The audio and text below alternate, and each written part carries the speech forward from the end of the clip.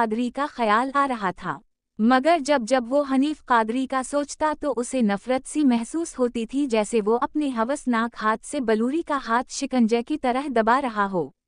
उसे सुनील के लचलचीले गुदगुदाए जिस्म से कराहत महसूस हो रही थी, जिसमें से बैक वक्त औरत और मर्द की नाजायज आमेजिश की सराहना उठती रहती थी।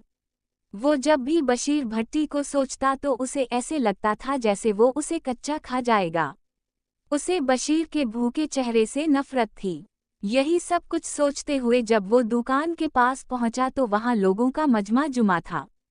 साथ पुलिस की मोबाइल खड़ी थी और एक एम्बुलेंस किया हुआ था। सवार खान लाआलम था। जब वो और करीब पहुंचा तो देखा वो फकीरनियां भी मौजूद हैं और धाड़े मार मार कर रो रही हैं। फिर उसने देखा ईदी के कारकुन मुंह पर मास्क लगाए, इमारत से असटरीचर पर किसी की लाश पर सफ़ेद कपड़ा डाले नीचे सड़क पर खड़ी एम्बुलेंस की तरफ ला रहे हैं।